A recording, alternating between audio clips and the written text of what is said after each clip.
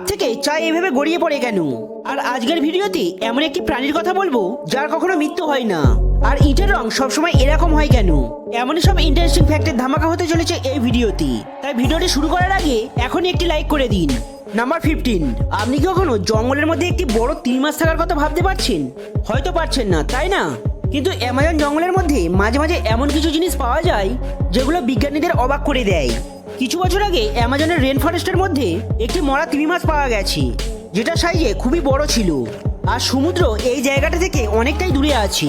বহু গবেষণার পরেও বিজ্ঞানীরা এখনো পর্যন্ত এই রহস্যটি উন্মোচন করতে পারেনি। নাম্বার 14, আপনি জিমে ট্রেডমিল দেখেছেন যার উপরে উঠে লোক দৌড়ায়, কিন্তু কখনো কি ওয়াটার ট্রেডমিল দেখেছেন? এই ওয়াটার ট্রেডমিলগুলো সাধারণত যাদের জয়েন্ট ঠিকঠাক থাকে না, মানে যাদের হাঁটু আর ফিটে যন্ত্রণা হয়, স্পেশালি এটা তাদের জন্য। এখানে তাদের জয়েন্ট আর ফিটে লো ইমপ্যাক্ট পড়ে, যেটা মানুষের হাঁটু আর জয়েন্টের জন্য খুবই ভালো। নাম্বার 13, আমাদের ব্রহ্মাণ্ডের একটি রুলস আছে। প্রথমে সমস্ত প্রাণীরা জন্মাবে, তারপর আস্তে আস্তে বড় হবে আর লাস্টে মারা যাবে। কিন্তু এই প্রাণীটি সৃষ্টির নিয়মকে রীতিমতো লঙ্ঘন করছে। টিউরিটপসিস নিউট্রিকিউলা নামের এই জেলিফিশটি যখন বুড়ো হয়ে যায় তখন রীতিমতন তারা তাদের ইচ্ছা অনুসারে ফের ইয়ং হয়ে যায়। এই দেখুন, আপনি উইকিপিডিয়ার এই আর্টিকেলটা দেখুন। মানে যদি কেউ এই প্রাণীটিকে না মারে তাহলে এদের কখনোই মৃত্যু হবে না। নাম্বার 12, আপনারা দেখে থাকবেন ইট এরকম লালচে বাদামি রঙের হয়ে থাকে, কারণ ইট তৈরিতে মাটির সাথে সাথে বিভিন্ন উপাদান ব্যবহার করা হয়। এর মধ্যে অন্যতম একটি উপাদান হলো আয়রন অক্সাইড। মূলত এই আয়রন অক্সাইডের জন্যই ইটের রং এরকম লালচে বাদামি হয়।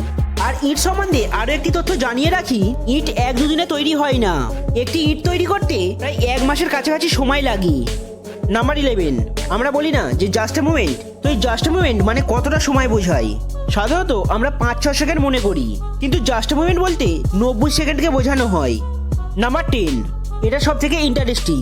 আমরা যে ডলফিন দেখি এরা জলে থাকা সত্ত্বেও কখনো জল খায় না। আর শুধুমাত্র ডলফিনই নয়, সি ম্যামেলসের মধ্যে যেসব প্রাণীরা আছে তারা কেউই জল পান করে না। অ্যাকচুয়াল এরা যে খাবারটা খায় তার মধ্যে থেকেই এদের শরীরে জলের অভাব পূরণ হয়ে যায়। নাম্বার 9, ফ্রান্সের রাজা চতুর্দশ লুই তিনি সারা জীবনে মাত্র 3 বার স্নান করেছিলেন। সাধারণত তিনি জলে স্নান করা পছন্দ করতেন না। 2-3 দিন ছাড়া ছাড়া তিনি মদে ক্রিম মিশিয়ে তাতে স্নান করতেন। নাম্বার 8, আমরা সাধারণত বিভিন্ন মুভি বা কার্টুনে দেখে থাকি যখন বাইরের প্ল্যানেট থেকে মানে এলিয়েনরা যখন আমাদের পৃথিবীতে আসে তখন এই ধরনের লাইট ফ্ল্যাশিং হয়।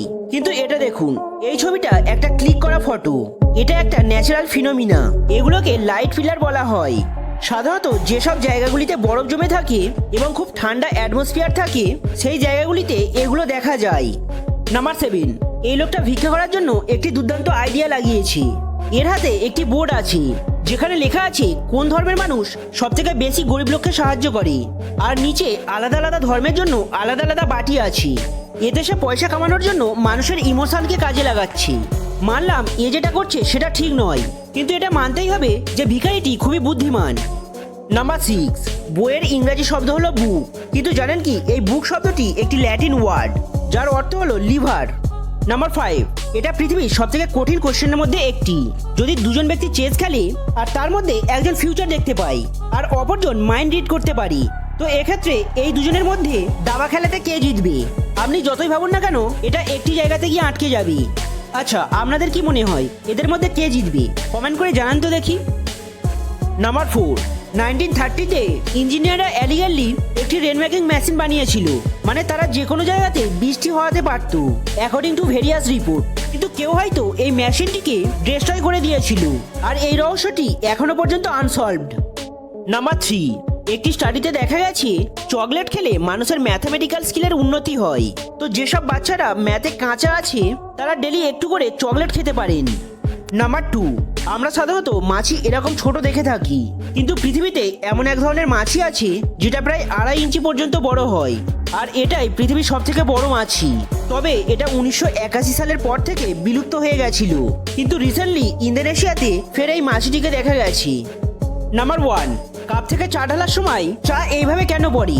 তো এর কারণ হলো কোয়ান্টা এফেক্ট। অ্যাকচুয়াল সমস্ত লিকুইডই কাপ সারফেস বরাবর গড়িয়ে পড়ে। সিরামিক কাপগুলি গোলাকার মসৃণ হয়, কিন্তু যদি এই কাপগুলির প্রান্ত গোলাকার ও মসৃণ না হতো তাহলে চা এইভাবে গড়িয়ে পড়তো না। তো বন্ধুরা এর মধ্যে কোন ফ্যাক্টটি ভালো লেগেছে অবশ্যই কমেন্ট করে জানাবেন। চ্যানেলে নতুন হয়ে থাকলে চ্যানেলটি সাবস্ক্রাইব করুন আর ভিডিওটি ভালো লাগলে বন্ধুদের মধ্যে শেয়ার করুন।